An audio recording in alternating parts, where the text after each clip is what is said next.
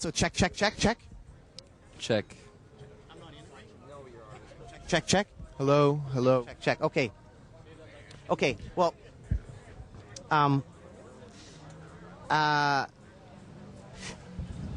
Julian of the Strokes. Here we are. No, what's the name of this place again?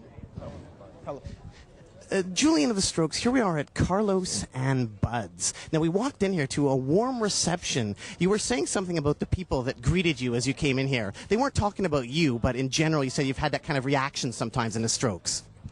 Well, it's not that kind of reaction. I think that we're sort of going to change the way. Like, these are probably the last. This is probably actually the last interview we're going to do in a long time. We're just. Not because of me or anything, is it? No, it has nothing to. No, you're nice. I'm just talking about.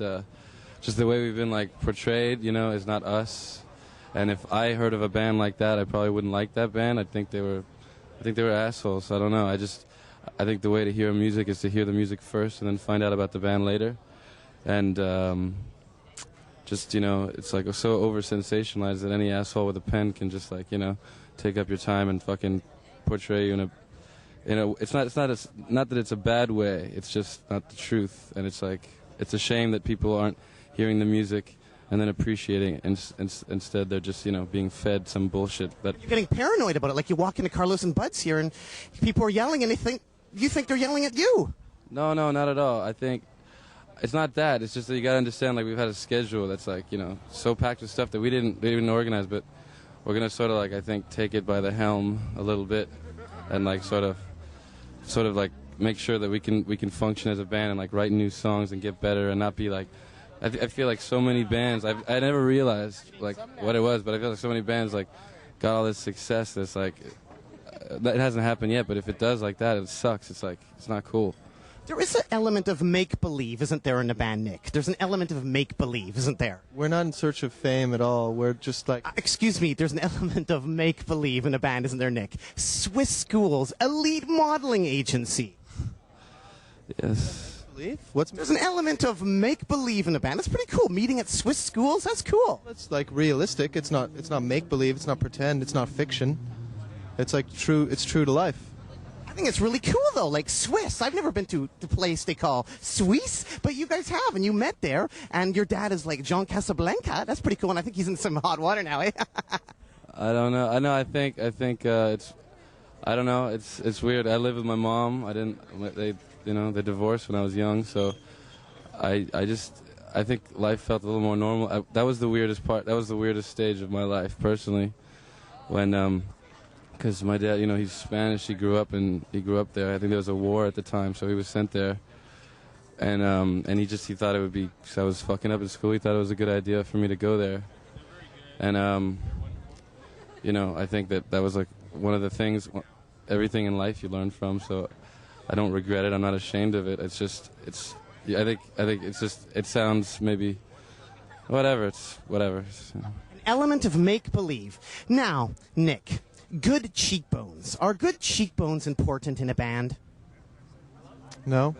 It's totally like secondary, you know? I mean, like, it's like, those are the kind of questions that we get asked all the time, I think, and like, I don't know, it's just like, it's things like that leads us to, like, I don't know, like we make decisions where, like, I don't know, we're trying, like, not to have our, like, photographs all over the place anymore, because really I think it's like, you know, I don't want to sound cheesy, but taking away from our music, like, in a huge way, you know? It's not that, is that our album is going to come out, and I just want people to, I think it's like, when they hear the album, I think they'll realize that we're not like that, you know? The media likes nice cheekbones, doesn't it? And that's the problem, right?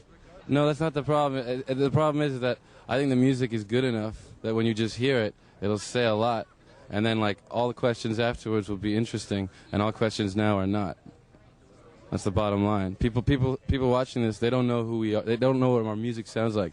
So why the fuck are we being interviewed? Because of fucking shit that we didn't control. And it's like, I want to see what the album says to people first, before, like, you know, I have to, like. I think you're being interviewed because you're an interesting person there, Julian. And also, the ambition of the Strokes is quite unique. You have an ambition to be the next Skid Row, right? Yeah, you're not far off. That's what you'd like to be, the next Skid Row. Yeah, sure. I mean, You said that, and I think that's kind of scary because remember, Skid Row kicked Sebastian Bach out in a band, Julian. No, I mean, if I said that, I mean, I think I did say that. It was actually meant to be sarcasm. And also, you got to be careful about saying that. Remember, Sebastian Bach chucked that beer bottle at a fan years ago, and the entire first album, the royalties went to the fan. Remember that, Nick? Some killer footage, though, of him on stage, like chucking that fucking beer bottle at the person's face. It looks great, but you guys don't want to end up in that VH1 special now, do you? Never chuck a beer bottle at someone's face, unless they ask me a stupid question. And the drummer for Warrant is packing video boxes now. Do you know that, Julian? No, I didn't know that. And there's a connection to Skid Row there, too. The producer of Skid Row, Michael Wagner, also produced Warrant. So don't say you're going to be the next Skid Row. Please don't say that anymore. Retract that statement if you could, Julian. It was meant to be sarcastic. You're an 80s cock rock buff. Well, that's what we were thinking. Perhaps maybe you guys are called the Strokes. Did you name your band after Stroker Ace or Stroke Me by Billy Squier?